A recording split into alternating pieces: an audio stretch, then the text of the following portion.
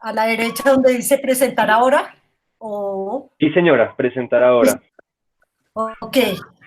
Bueno, entonces empezamos. ¿Cuántas personas estamos? En este momento somos 13 personas, seguramente se conecten uno que otro más porque son las 4 en punto y tú sabes que algunos podemos llegar tarde muchas veces, pero bueno, yo quiero dar por iniciado este espacio. En serio es un placer tenerte, Liliana, acá.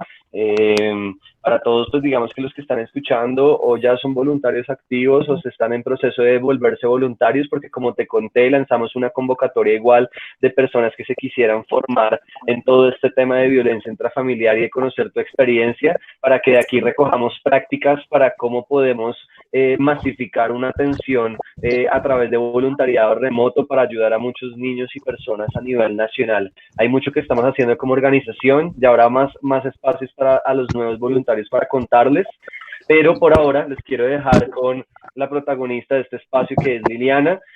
Cuando yo hablé con ICBF me dijeron literalmente que tú eres una de las personas que más experiencia tiene en el país en el tema. Entonces, wow, te pusieron la vara alta. Sí, me la pusieron gorda. Bueno, pues vale, te agradezco mucho. Les doy la bienvenida a todas las personas que están aquí en la reunión. Les cuento un poco de mí. Yo estudié psicología en la Universidad de los Andes hace muchísimos años y luego hice un máster en necesidades y derechos de la infancia en la Universidad Autónoma de Madrid con UNICEF España. Me quedé en España después de ese máster viviendo 15 años y trabajando con Save the Children como coordinadora de todos los temas de prevención de violencia. Entonces me conozco España más que Colombia, volteando, dando formación, he coordinado muchísimos proyectos, materiales, incluso allí era la vocera ante medios y de hecho por eso estuve hasta en el Senado de Roma y en el Senado de España hablando sobre estos temas. Entonces, esa es una parte del trabajo que yo he hecho en la vida, que es el tema de derechos de la infancia, pero también otra parte como psicóloga clínica. Y me he formado en la atención al trauma. Entonces, bueno, eso en mi vida profesional, ya en la personal, pues soy un poco inquieta y me encanta la literatura, el arte, el baile, la pintura. De hecho, mi hija es artista. Entonces, bueno, más o menos tengo una visión así un poco amplia de la vida ya con estos años de experiencia, pues más. Entonces, para empezar, les he traído un pequeño video que hicimos en España. Eh, espérate un segundo. ¿Cómo? Espérate un segundo para abrir el video. Exacto. Este. Vamos a empezar con este video para tocarnos un poco con el tema.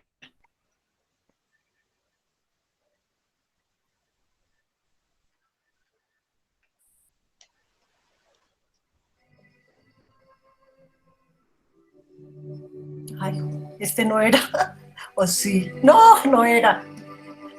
Lo siento, me mandó no sé qué música, puede ser alguna de las canciones que ha hecho mi hija, pero perdón, me mandó a donde no era.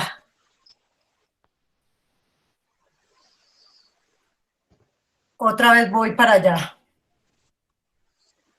No te preocupes. Mientras tanto, para todos los que se acaban de conectar, bienvenidos a este espacio. Yo soy Andrés, uno de los líderes de la organización. Estamos conectados con Liliana del ICBF, una nacional familiar.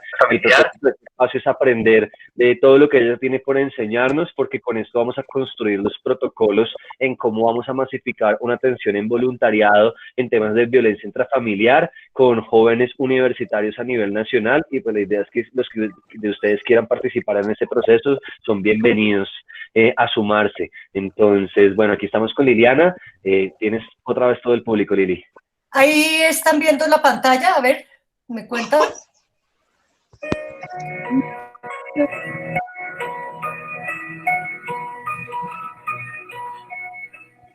Sí, señora.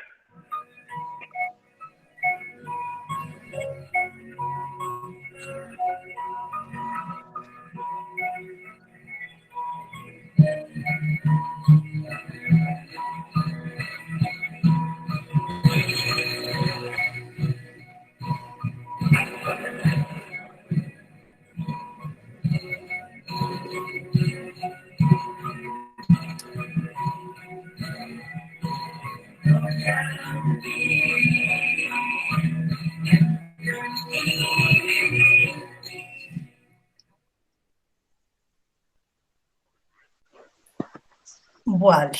Bueno, pues ese es un pequeño video, no me abrió el de España, este es de Italia, de un proyecto que hicimos con Italia y con Islandia. ¿Y por qué empiezo por aquí? Sobre las consecuencias de la violencia de género en los hijos y en las hijas. Porque resulta que aquí está incluido el tema de la violencia intrafamiliar. ¿Quiénes son las principales víctimas? Mujeres en el ámbito de la relación de pareja y niños y niñas. Y además, la idea de este video y de este trabajo que hicimos con Islandia y con Italia cuando trabajaba allí en España era hacer conciencia respecto a las consecuencias que tiene la violencia contra los hijos y las hijas cuando la madre es víctima de violencia. Entonces, eso por un lado. Por el otro lado también para traerles algo que es evidente, pero que bien vale la pena recordar, y es que la violencia se da en todos los espacios, en todos los países, independientemente de que exista un nivel de bienestar, unas instituciones sólidas. Desafortunadamente, la violencia se da en todos los ámbitos, en todos los entornos de la vida de los niños y niñas, se da en espacios sociales vulnerables, unidos con pobreza, pero la violencia también se da en todas las clases sociales y se muestra de muchas formas.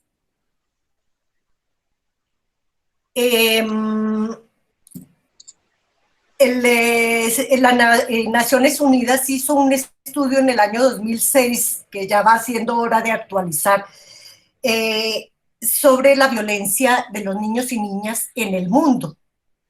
Y contrató a este investigador independiente brasilero, Piñeiro, que recogió todas las formas de violencia en todos los países del mundo. Dentro de las principales conclusiones está que la violencia es prevenible y que no es aceptable ninguna forma de violencia contra los niños y niñas. Y vamos a ver por qué efectos tiene. La prevención del maltrato infantil, entonces, acarrea muchos problemas que le imponen a los estados una carga económica, social, muy grande. Si realmente los hacedores de política pública tuviesen la conciencia de esa carga, incluso hay economistas que están trabajando en medir cómo la carga social y económica de la violencia contra niños, niñas y adolescentes. Si hubiese un centro en relación a los derechos de los niños respecto a combatir toda forma de violencia, les aseguro que la carga social y los presupuestos del Estado a largo plazo redundarían en el traslado a otras esferas de la vida que también son importantes, pero reducirían muchísimo la carga judicial, la carga administrativa y social. Es decir, en Colombia nomás el presupuesto que tiene dedicada la nación a lo social es grandísimo, justamente porque esas causas estructurales de la violencia no se han atacado. En el tema de violencia es importante hablar, y en el tema de niños en general, de la Convención sobre los Derechos del Niño, que fue suscrita en 1989 y que la mayoría de los países del mundo la han ratificado. El artículo 19 de la Convención habla y define la violencia, como ustedes ven, como toda forma de perjuicio o abuso físico, mental, descuido o trato negligente, malos tratos o explotación, incluido el abuso sexual. Aquí está recogiendo distintas formas de violencia. Sin embargo, el Comité de Derechos del Niño, que es la instancia encargada de hacer el seguimiento a los estados sobre la implementación de la convención y que es también encargado de ampliar la convención, ha desarrollado una serie de observaciones muy importantes, y para quien se dedica al tema de infancia es clave saber que hay, creo que en este momento 18 o 20, ya no recuerdo, observaciones generales, y hay una en especial que es la observación general número 13 del Comité de Derechos del Niño, que amplía el artículo 19 y que da un margen muy amplio para ver las dinámicas de la violencia, cuáles son las relaciones entre las instituciones para lograr una protección integral contra la violencia. Por otro lado, también la ley 1098 del 2006, que es el mismo Código de Infancia y Adolescencia, define el maltrato y lo define como toda forma de perjuicio, castigo, humillación o abuso físico o psicológico, descuido, omisión, trato negligente, malos tratos, explotación. Es decir, ahí recoge las formas de violencia que incluyen los actos sexuales abusivos y la violación por parte de sus padres, representantes legales o cualquier otra persona. Y la Fiscalía recoge una definición de violencia que, como ustedes la pueden leer, en últimas tiene unos elementos importantes, y es que se da en el marco de una relación, como dice aquí, cuando es dirigida por una persona con algún grado de parentesco, ya sea cónyuge o compañero permanente. Y una sentencia reciente del año pasado incluía también a los excompañeros afectivos, que se dan en el hogar. Pero básicamente, para configurar la violencia contra niños y niñas, es importante tener en cuenta estos elementos. Por un lado, se da en el marco de una relación desigual, una relación donde existe un abuso de poder. Miren, los padres y las madres tenemos poder sobre los niños, sobre nuestros hijos. Ese no es el problema, tener el poder, porque el poder que tenemos nos sirve para cumplir nuestra responsabilidad de protegerlos, como dice la Convención, la Constitución, que la familia es el primer corresponsable de los derechos de niños y niñas. El problema no está en tener poder, sino hacer un abuso del poder. Y es violencia porque produce daño en el desarrollo, y ahora vamos a ver en qué, cómo. Se manipula la dependencia afectiva natural que tienen niños y niñas, porque todos los seres humanos nacemos desvalidos y necesitamos un ser que nos cuide, sobre todo que nos dé afecto y que nos brinde las necesidades básicas para nuestro desarrollo. Y en el maltrato, y especialmente en la familia, se manipula esa dependencia afectiva.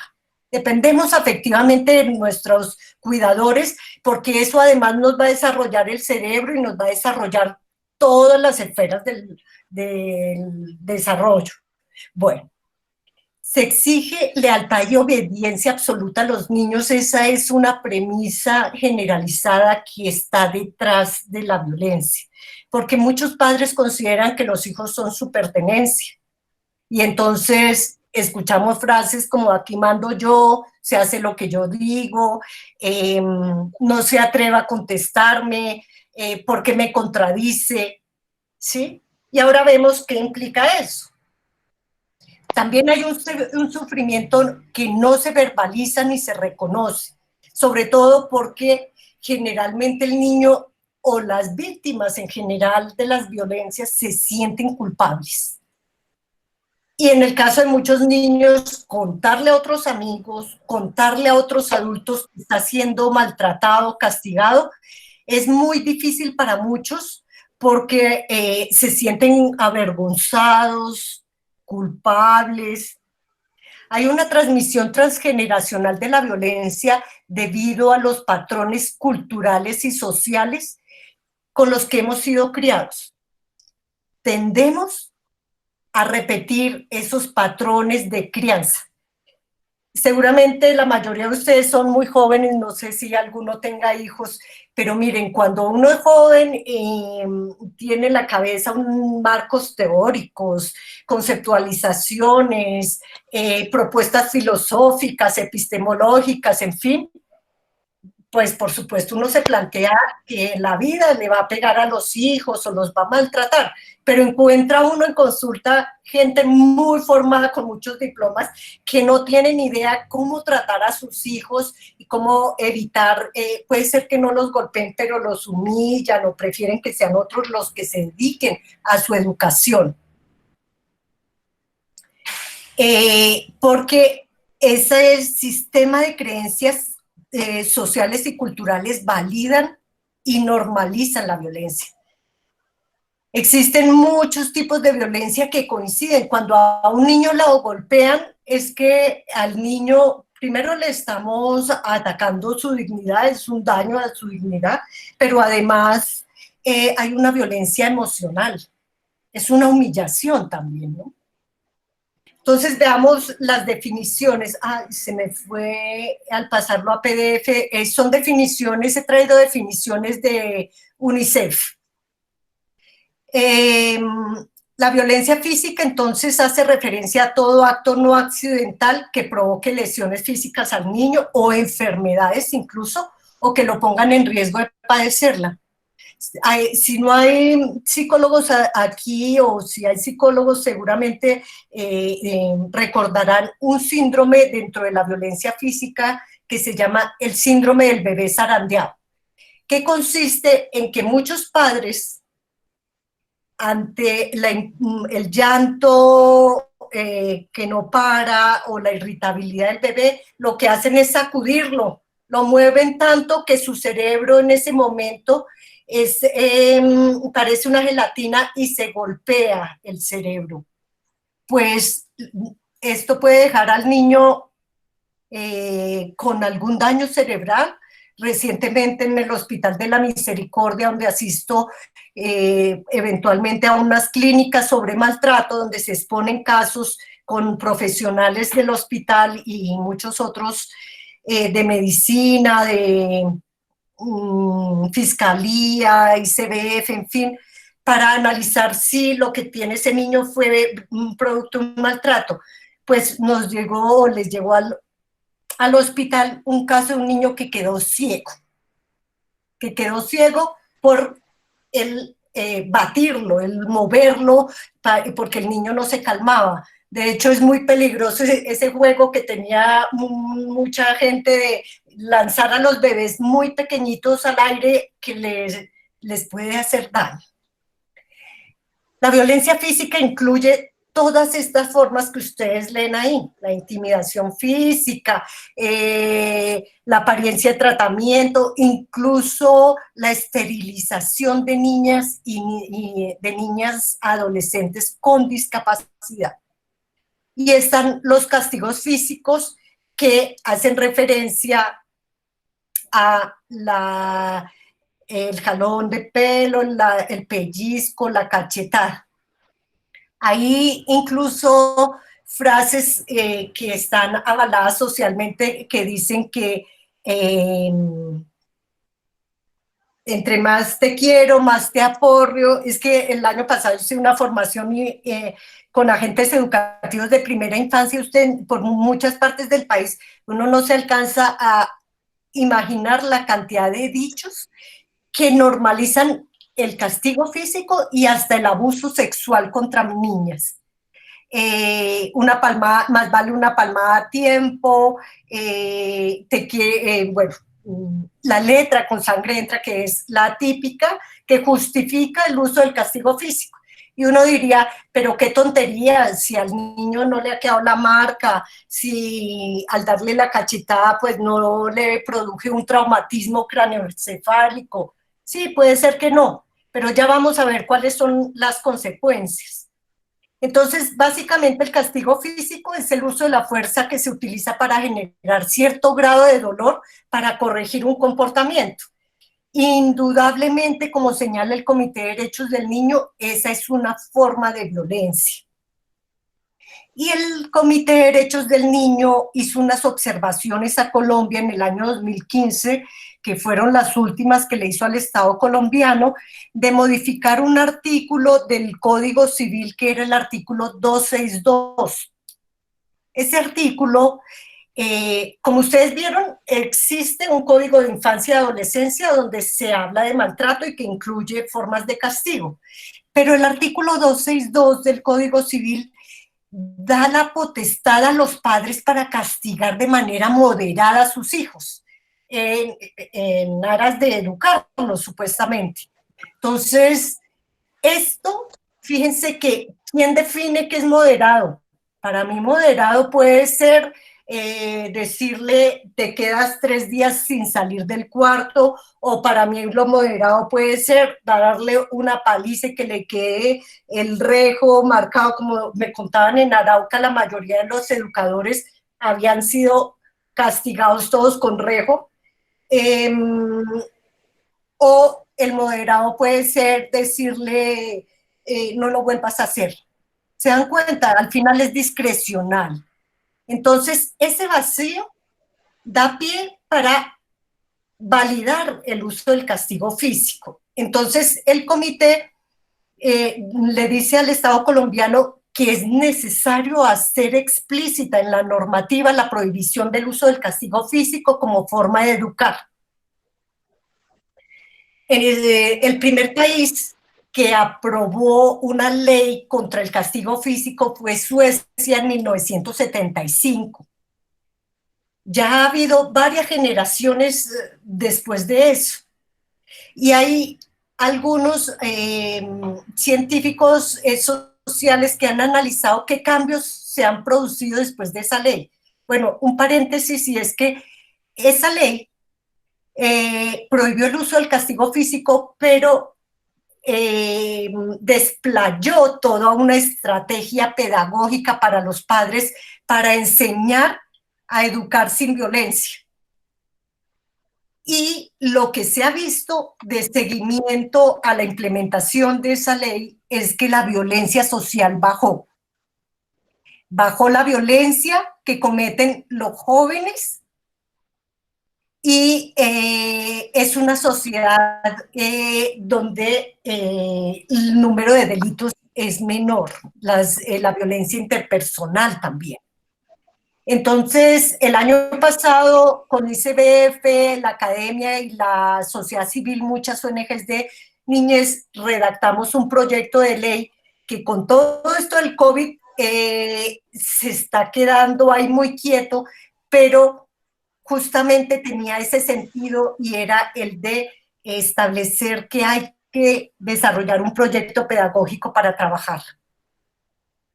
El uso del castigo físico y humillante va en contravía total de los derechos del niño y de los objetivos del desarrollo sostenible y nos está mostrando, ante todo, que es una respuesta emocional de los padres. ¿Sí? El padre que pegó es un padre que se descontroló. El padre que gritó, como podemos hacerlo nosotros en nuestras relaciones, es un padre que se descontroló, es una persona que se descontroló. Y lo grave del uso del castigo físico y humillante es esto, y quiero que les quede muy claro porque es una lección para la vida, la primera vez que yo la escuché, y es que no pueden convivir el amor y la violencia, y el castigo físico está validando la convivencia de la violencia con el amor. Y fíjense que eso se explaya o se proyecta después en las relaciones de pareja. ¿Sí? Y al rechazar toda forma de violencia, incluido el castigo físico, en ningún momento estamos diciendo que los padres y las madres deben dejar hacer lo que sea a los niños, no. Las rutinas y las normas generan seguridad a los niños. Y las rutinas generan estabilidad. Primero, con los bebés se generan rutinas que poco a poco se van volviendo normas. El ideal es que generemos familias democráticas donde todos participemos en el establecimiento de las normas, de las consecuencias cuando no se cumplen, y que un niño tenga claro cuál es la norma y qué va a pasar cuando no lo cumple. No que el papá, cuando el niño comete un error, es cuando el niño se entera que estaba mal hecho, ¿sí? Y los niños pequeños entienden, porque uno de los temas más llamativos de la investigación que se ha hecho sobre castigo físico, hay dos investigadoras de la Universidad de La Sabana que han trabajado sobre el castigo físico, Ángela Trujillo y González es la otra, que lo que encontraron es que el rango de edad donde más se usa el castigo físico es en la primera infancia. Miren, el año pasado en esa formación que yo hice a educadores, siempre la hago haciendo un taller, y en el taller pregunto cómo fueron castigados cuando eran pequeños. La gente hace un listado de 3 castigos, lo que sintieron, y luego los clasificamos cuál es violencia y cuáles no. Y bueno, hacemos toda una reflexión de qué es violencia y qué daño produce. Yo les cuento qué dice la evidencia científica sobre las consecuencias del uso del castigo físico, y resulta que después de todo eso, una de las educadoras dice, no, pero yo sí creo que de vez en cuando hay que darle una palmada a los niños, y eso fue casi terminando el taller, porque fíjense que una cosa es la emoción y otra la razón, que es lo que les decía al comienzo. Todos creemos que con los títulos y con el estudio sí podemos tener un marco que nos protege, pero las emociones son mucho más primarias, las emociones son más primitivas y no tenemos el control de todas ellas si no lo trabajamos con rigurosidad, con un acompañamiento, una reflexión, en fin. Y lo que esta educadora me dice es eso. No, yo al final sí concluyo que, bueno, aunque pueda hacer daño, el castigo físico sí puede servir, una palmada de vez en cuando. Entonces le pregunté, se me ocurrió en ese momento decirle, oye, ¿y tú tienes perritos? Sí, tenemos un perrito que es adorado en toda la familia, todos los niños lo quieren, tenía como 3 niños. No, es el centro de la familia el perrito. Le dije, ¿y el perrito es obediente? Pues sí, como todos los perritos, es pequeñito y estamos educándolo. ¿Tú le has pegado al perrito? Adivinen qué contestó. No, ¿cómo se te ocurre? No, al perrito, ¿cómo le voy a pegar? Pero fíjense lo absurdo, al perrito no se le pega, pero al niño sí. Tenemos más sensibilidad respecto a la protección de los animales que a la protección de los niños y niñas, porque creemos que una palmada no hace nada, y ya vamos a ver qué hace. Entonces, ¿por qué pegan los padres? Pues pegan por varios motivos, porque es la única herramienta que tienen para educar o para dar respuesta a una situación en la que sienten que no tienen control, que llegó alguien y los enfrentó, que alguien no les da la razón, que alguien piensa distinto. Porque tendemos a repetir esas pautas culturales y las pautas de crianza de la manera como fuimos educados, porque son reacciones emocionales y sí dan resultados a corto plazo. Es decir, si hay un bebé gateador que se acerca con el dedito al enchufe y la mamá le da su palmada en la mano, es probable que el niño se asuste y pues no se acerque al enchufe porque le da miedo. Pero también puede ser posible que cuando la mamá no esté, el niño se acerca y con la curiosidad humana va y toca el enchufe o a ver qué ocurre, porque no le estamos, el golpe no enseña, no da, no permite aprender, no permite reflexionar sobre el sentido de las normas. Y uno diría, ese bebé no, pues ¿qué va a reflexionar el bebé? Sí, si al bebé le decimos, lo cogemos con cuidado y le decimos con señales y le vamos hablando, porque los bebés puede ser que no entiendan el sentido, pero los tonos emocionales los entiende. Entonces, hay que generar estrategias de comunicación entre padres e hijos para no usar el castigo físico también.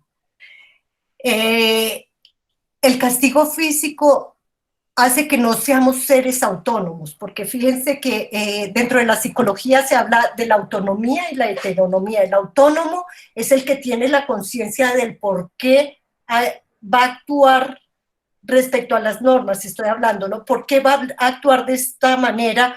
¿Qué sentido tienen las normas? Porque tienen el sentido de regular la convivencia, de protegerme y de proteger a los otros.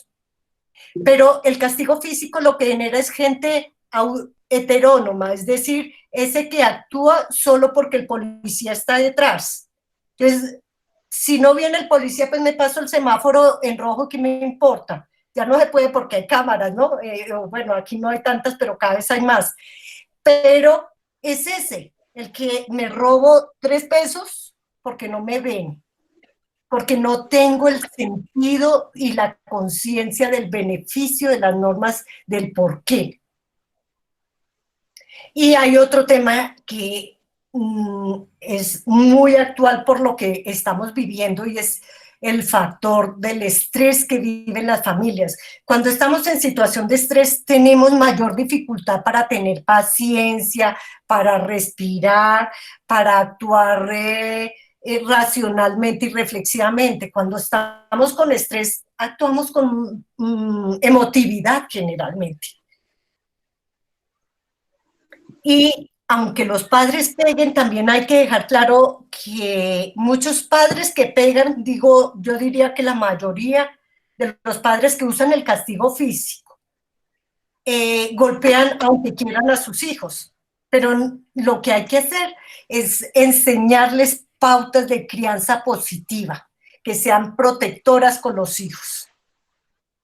Si la intención del castigo es educar, ¿por qué golpeamos? Porque ya que creemos que el dolor nos enseña, es que fíjense el ejemplo, si yo estoy aprendiendo a conducir y el señor que me está enseñando a conducir me da un golpe cada vez que yo, como me ocurrió la primera vez que me senté en un carro, que me dijo frene y lo que yo hice fue acelerar porque no tenía todavía la coordinación entre esos dos, entre el freno y el acelerador. Frene y yo aceleré. Del susto logré frenar inmediato, pero ustedes se imaginan, yo creo que yo no habría aprendido a conducir si en ese momento el que está a mi lado me da un golpe. Pues esa misma lógica compete a la relación entre los adultos y los niños y niñas. Es que creemos que son incapaces de aprender.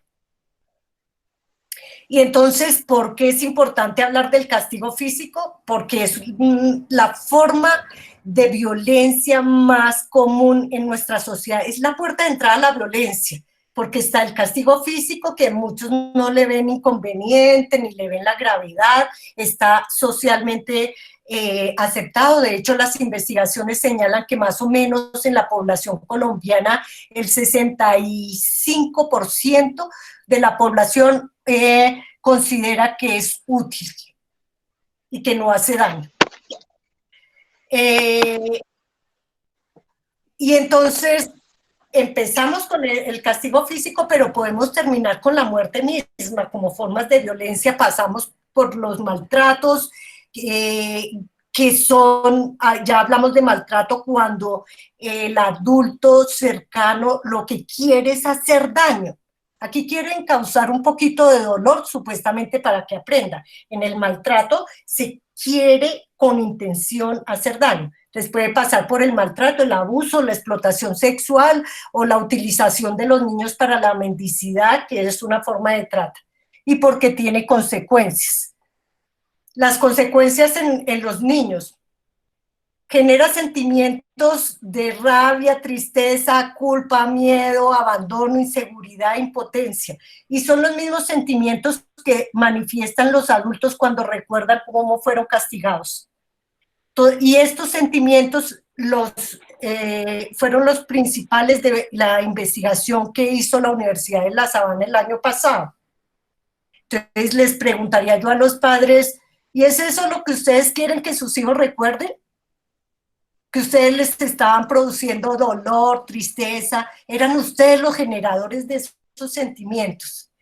Como les decía, no genera reflexión ni aprendizaje, no desarrolla habilidades de la vida para gestionar sin violencia la vida, para gestionar las diferencias o el enfado, porque está enseñando que tú que opinas distinto, lo que mereces es mi agresión. No está enseñando a que haya contradictores, no está enseñando a que somos seres humanos que cometemos errores, y más los niños que cometen errores, se saltan las normas y que están en un proceso de aprendizaje. El castigo físico no da la posibilidad de reparar el daño o el malestar causado, no permite una búsqueda conjunta de soluciones, y hay una serie de evidencias científicas respecto al daño que produce en el cerebro, porque nos lleva a actuar en modo de sobrevivencia. Cuando los seres humanos, bueno, cuando los seres vivos, porque igual lo vemos en los animales, nos sentimos atacados o en peligro, el cerebro tiene tres opciones de respuesta. Una es huir, los que corren para salvarse. La otra es defenderse. Agredo, pataleo para salvarme. Y la otra, pues, es quedarse quieto para sobrevivir. Ahí en internet un video de un león que se hace el muerto porque está siendo atacado. Ese es un mecanismo de sobrevivencia. Pero también muchos niños que han sido maltratados de manera reiterativa y crónica son niños que en muchas ocasiones ya no responden ni lloran cuando les pegan, ni responden al dolor, les da lo mismo que los abracen o les peguen. Esos niños ya se encuentran en un estado de abandono frente a toda posibilidad de lucha. Es preferible ese niño que pelea todavía, porque todavía tiene la energía para moverse, que ese niño que ya tiró la toalla, como se dice coloquialmente. Entonces, ese modo de actuación frente a al peligro o al daño, muchas veces es un botón encendido que queda como modo de actuar, y entonces frente al grito siempre va a actuar de la misma manera. Sí, y fíjense que muchos tenemos formas reiterativas de actuar frente a ciertos personajes o situaciones, que son esos modos automáticos de respuesta que están ahí abajo en nuestro cerebro inferior. Por supuesto, produce daños en el desarrollo cognitivo, lo cual afecta el aprendizaje, en el desarrollo socioemocional, porque produce sentimientos de tristeza, de abandono, de no ser amado, de no ser aceptado como es. Se ha asociado a altos índices de comportamiento antisocial en la adolescencia y en la edad adulta, y lo más absurdo con el uso del castigo físico humillante es que genera mayor agresividad en los niños, mayor comportamiento de resistencia, de oposición, y lo peor es que eso aumenta la violencia que imponen los padres sobre los hijos. Por otro lado, afecta la relación con los padres, porque la primera responsabilidad de los padres es generar seguridad en los hijos. Y eso se genera a través de el establecimiento de un vínculo afectivo y seguro. En la teoría de la psicología y del apego se habla de dos tipos de vínculo, el vínculo seguro, inseguro, y en el inseguro hay varias clasificaciones de vínculo, pero generalmente para quienes no son psicólogos no vamos a profundizar ahora en esto, pero el vínculo seguro se promueve a través de normas amables, firmes, que consideren la individualidad del niño, con madres o cuidadores que respondan a las necesidades emocionales de sus hijos y de sus hijas. Entonces, si ellos son los principales cuidadores y tienen esa responsabilidad, esa es la primera, el primer aspecto que se afecta, y es el vínculo. Porque sobre todo genera dudas en el niño de que no es aceptado, que no se aceptan los errores. Y por supuesto, interrumpe la comunicación y la confianza. Y como les decía, pues empeora el comportamiento de los niños, genera mayor desobediencia y los padres escalan la violencia.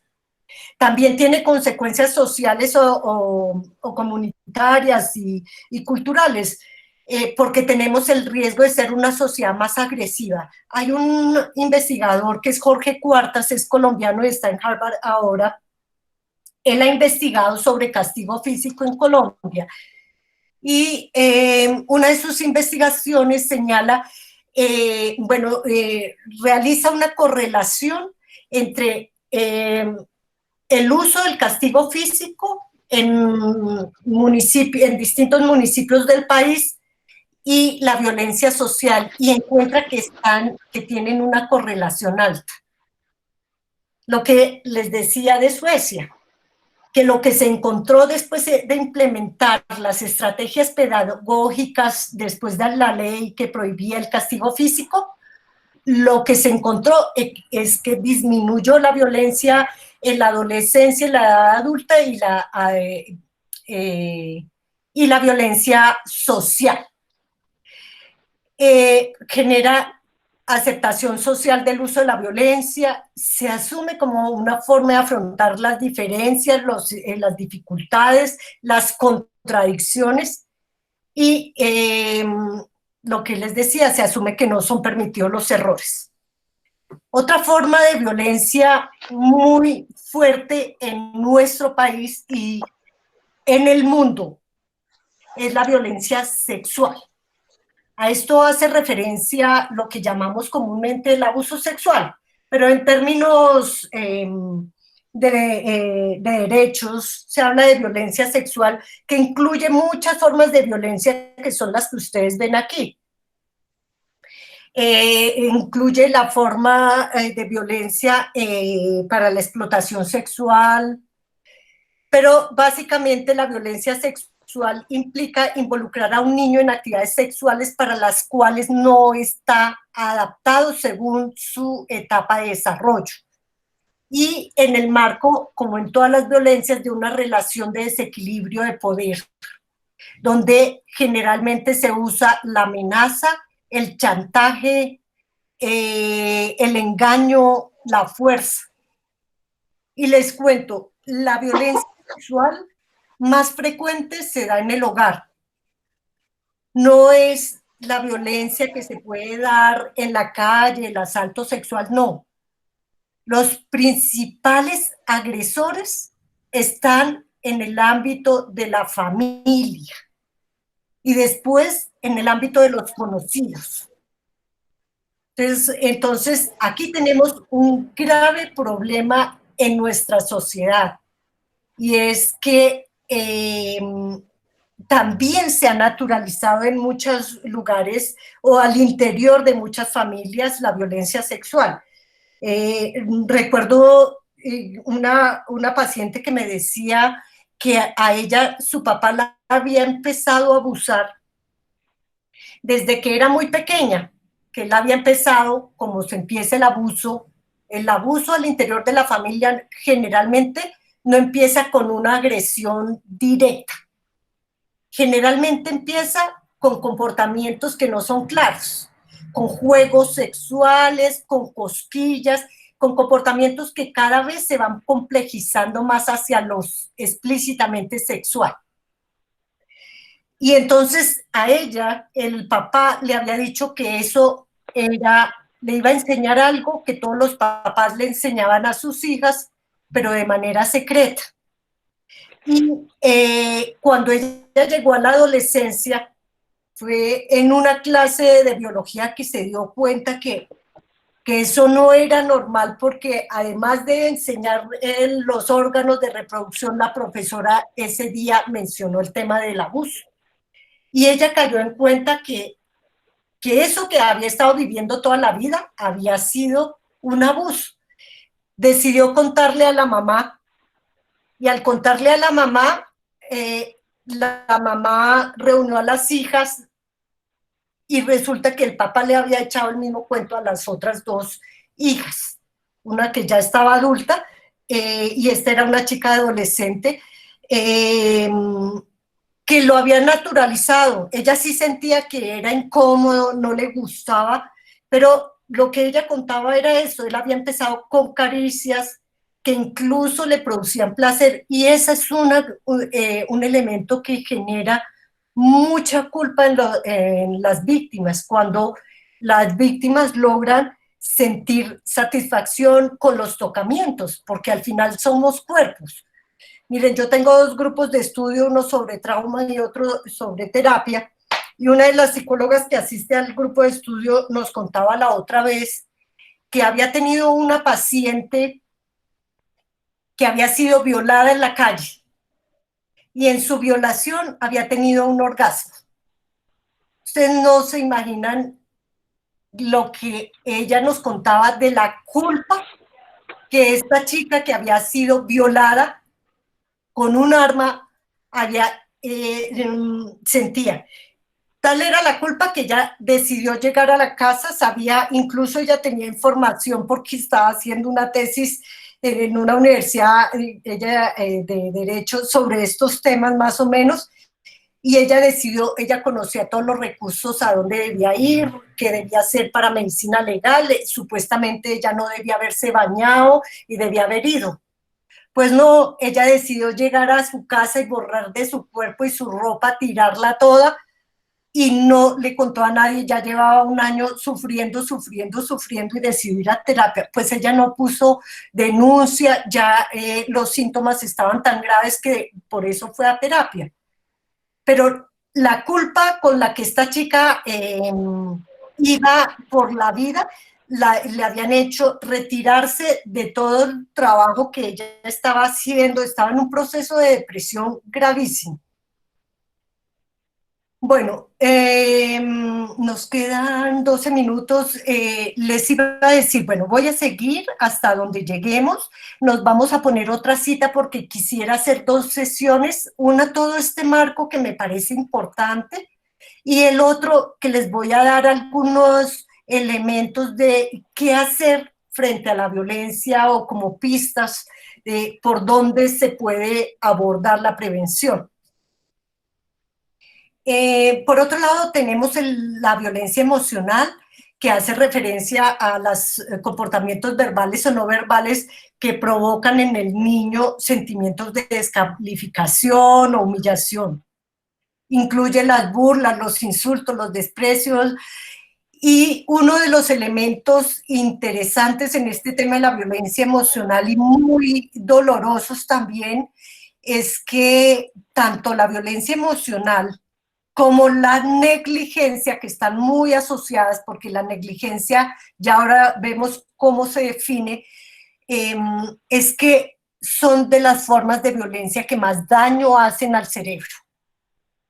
Hay una ponencia de un neurólogo paisa, el doctor Tamayo, que habla de maltrato y cerebro, y él muestra cómo en el cerebro se ven afectadas ciertas áreas dependiendo del tipo de violencia. Y de las más afectadas están la violencia emocional, de las más afectadas, perdón, no, las que más afectan, la emocional y la negligencia. La violencia emocional es inherente a otras formas de violencia. Y dentro de esta incluso está la violencia que ocurre entre hermanos, porque en el hogar también hay acoso o bullying, también lo hay.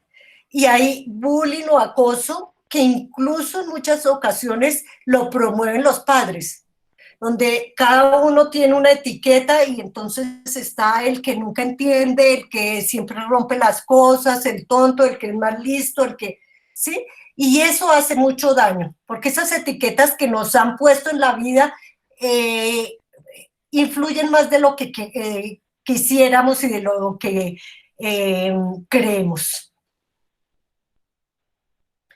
También tenemos la violencia a través de Internet, que es una forma de violencia que no se da en el ámbito de la familia necesariamente, pero que ahora, en esta cuarentena, en este distanciamiento físico en el que estamos, los riesgos son mayores porque el daño que puede producir una imagen sexual en la red, que alguien cuelgue, haga sexting y que le envió, la adolescente que le envía al novio una foto desnuda.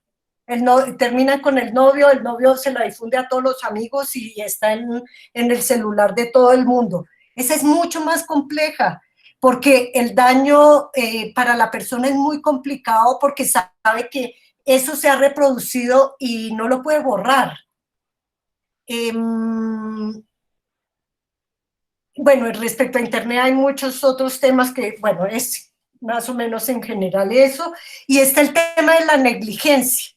Hace referencia a esa falta de respuesta de los padres a las necesidades básicas que son necesarias para promover el desarrollo integral de niños y niñas, sobre todo cuando los padres están en capacidad de hacerlo. Es decir, una familia pobre que no tiene trabajo, que no tiene con qué alimentar a sus hijos, cómo comprarle el computador para que se ponga al día en las tareas en este momento, esa no es una familia negligente porque no cuenta con los recursos. Se supone que cuando los padres están en capacidad económica de brindar toda la atención a los hijos, o emocional incluso, y no lo hacen, es cuando entran en estado de negligencia. Y muchos pacientes lo dicen: miren, yo hubiera preferido que mi papá me pegara, hubiera preferido que me maltratara a que me dejara hacer lo que yo quisiera y le importara yo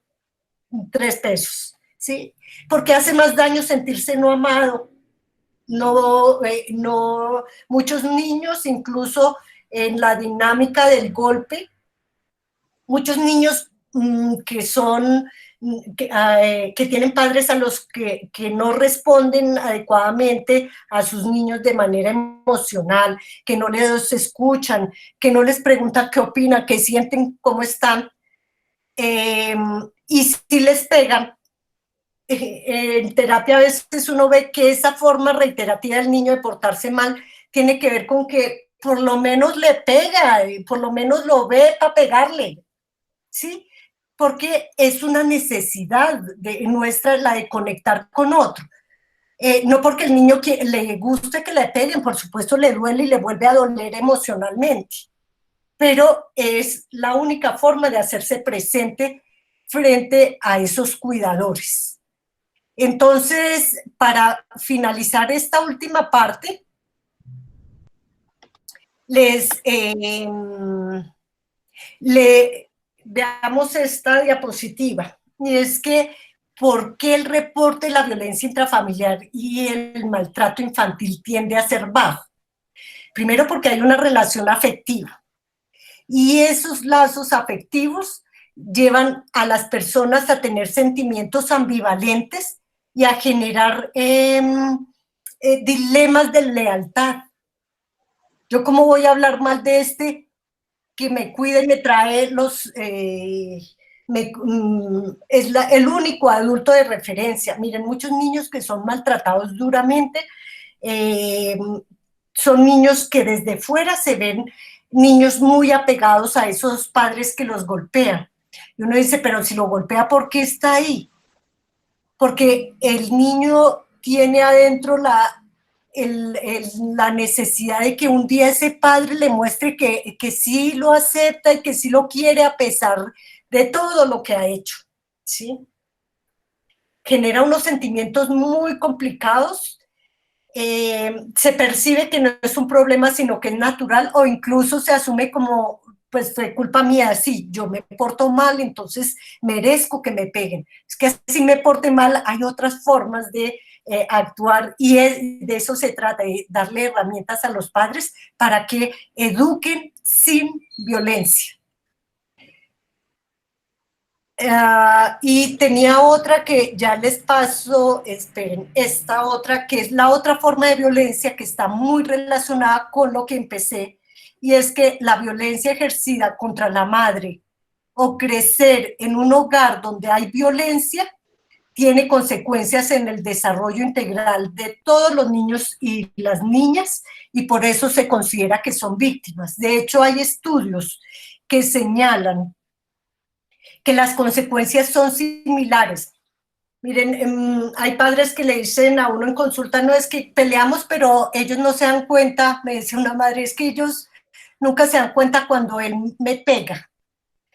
Les aseguro que ese no se da cuenta, es verdad hasta cierto punto, porque el niño está viendo un modelo de relación. ¿Qué modelo está viendo? Si un padre pega a la madre, y hablo en términos de género, padre contra madre, porque la próxima vez les muestro las estadísticas respecto a la violencia de pareja. En la mayor proporción es contra las mujeres, por supuesto, aunque cada vez denuncian más hombres, pero la proporción no tiene nada que ver. Generalmente, con una sociedad machista como la que vivimos, que no solo son machistas los hombres, sino nosotras las mujeres también, eh, el niño está viendo seguramente un hombre que descalifica, que controla, que humilla, que ordena de manera autoritaria, porque ese que golpea muy seguramente en el resto de la vida no va a ser el más democrático, se los aseguro. Les aseguro que va a ser también alguien que en su comportamiento se va a evidenciar que también tiene una actitud maltratante frente a esa pareja. Por tanto, los niños también están viendo ese modelo de relación, ¿sí? Porque los adultos que somos modelo para los niños. Y volviendo al tema de la violencia, estamos enseñando que nos descontrolamos, que quien tiene el poder se puede descontrolar y puede ejercer violencia, y quien no tiene el poder o está abajo o depende del otro, pues tiene que asumirlo, ser sumiso y obedecer. Entonces, por hoy dejamos aquí, si les parece. Si alguien tiene alguna pregunta, duda o quisiera ampliar algún tema, bienvenido. Ay, perdón que yo no había visto el chat. No te preocupes, Liliana, justamente lo estaba leyendo, entonces aquí hay muchas preguntas que se están haciendo en temas de cómo facilitar y de qué estrategias implementar en casos de violencia intrafamiliar para todos los voluntarios y las personas que están escuchando. La siguiente sesión va a ser de eso. Ya digamos que con Liliana en la siguiente sesión, que es la otra semana, nos vamos a enfocar ya no en entender la violencia intrafamiliar, sino cómo se puede trabajar para que también en el equipo de voluntarios que estamos formando con ustedes se creen bases y protocolos para que podamos escalar esto con más jóvenes universitarios a nivel nacional.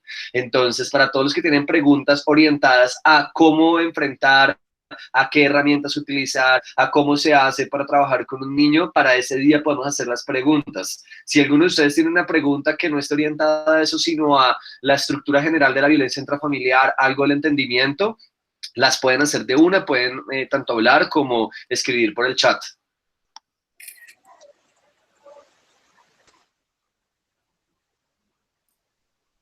¿Nos podrían enviar copia de estos valiosos apuntes? Sí, nosotros estamos grabando este espacio. La idea es que quede colgado también como video para que lo podamos volver a utilizar cuantas veces lo necesitemos. Gracias por tu pregunta, Rosemary. Creo que todas las demás preguntas son de intervención, las de Melissa, Carolina, Sebastián, Camila, Andrea. Las estoy guardando y las estoy anotando para que las dejemos presentes para ese día. Bueno, aquí hay una pregunta interesante de Julie y es recomendaciones sobre manejo de emociones. Yo creo que nos puedes dar un esbozo pequeño, como una pequeña entrada a lo que vamos a ver en la siguiente. Vale. Espérate un segundo, voy a dejar esos puntos de las emociones, lo demás lo tenemos, si es... sí, yo te correo para que las tengas a la mano. Listo, lo de direccionar los casos de violencia, rápidamente les digo, está la línea 141, aunque lo vamos a hablar la próxima vez también, que es la línea de bienestar familiar.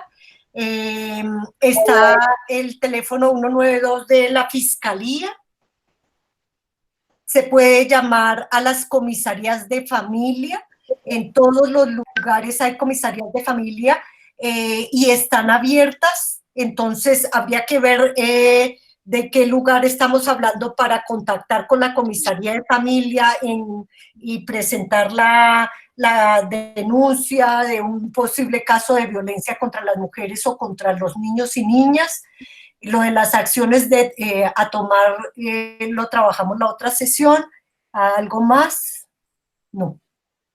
Resolución de conflictos. Ya, vale. Muy bien. Bueno, Liliana, muchas gracias de verdad por tu espacio. Aquí igual estoy anotando todas las preguntas. Gracias a todos ustedes por asistir. Sonia, que es la coordinadora de voluntariado, escríbanle a ella para que les dé el link y el acceso para la siguiente capacitación y porque también nos vamos a reunir ya con ustedes, con la organización, para que hablemos luego del espacio, para que todos entiendan. El propósito es que nos sentemos a reflexionar un poquito de qué aprendimos con Liliana y que creemos un plan de cómo podemos trabajar este tema con todo lo que estamos haciendo en Somos Vínculos, y ahí a los que son nuevos y que aún no conocen les contaremos específicamente cómo estamos haciendo todo el trabajo entre Somos Vínculos, entre también temas de personas de tercera edad y todos los proyectos que estamos haciendo. De verdad, gracias Liliana por tu tiempo, muchas gracias. La otra semana, ¿qué nos vemos? Dime. La otra semana, ¿a qué hora nos vemos? Pues espérate, si les parece bien, podría ser el mismo jueves a la misma hora. Perfecto. Listo. Entonces, yo les quiero agradecer su participación, el interés por el tema, porque me parece valioso que entre más sepamos de esto, más herramientas tenemos para prevenir, actuar, así sea llamando cuando oímos que el vecino está gritando a los niños o hay alguien que está siendo víctima. Y por otro lado, por el trabajo que hacen, de verdad, de corazón les agradezco que sean las personas que son. Así será, Liliana. Muchas gracias de verdad por tu tiempo. Gracias por el espacio. Nos vemos dentro de 8 días en el mismo lugar, a una hora. Ya en tu correo te va a llegar toda la información para que te vuelvas a conectar y Sonia les dará el link a todos ustedes para que nos conectemos este día. Seguramente lo vamos a agendar de 2 horitas para que luego del espacio con Liliana nos quedemos hablando los voluntarios de una vez. Entonces, si es así, preferiría que fuera a las 3. Sí, no, o 3 y media. No te preocupes, que nosotros nos quedamos después de ti, o sea, tú te vas tranquila y ya nosotros nos quedamos. Vale. Bueno, yo tengo después otro espacio.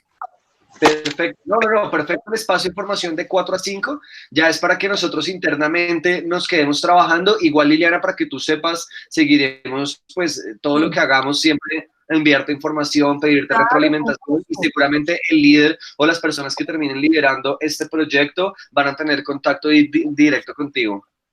Perfecto. Entonces, muchas gracias y buenas tardes para todos. Gracias a todos. Andrés, chicos. Dale. Bueno. Listo. ¿Quién va a hacer preguntas? Sí, las personas que no están en el grupo de chat de violencia intrafamiliar y que quieran hacer parte del voluntariado pueden dejarnos sus datos por el chat y nosotros los estaremos agregando. ¿Listo? Muchas gracias. Bueno, hasta luego todos.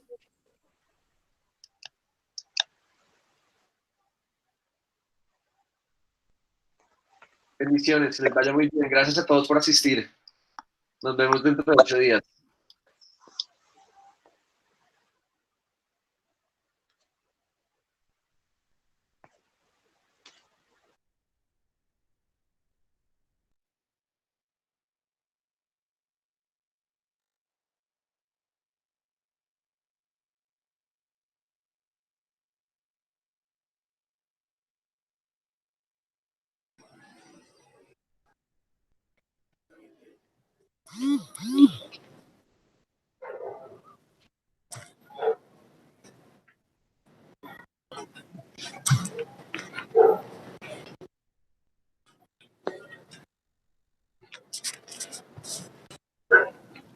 De todas maneras, Sony.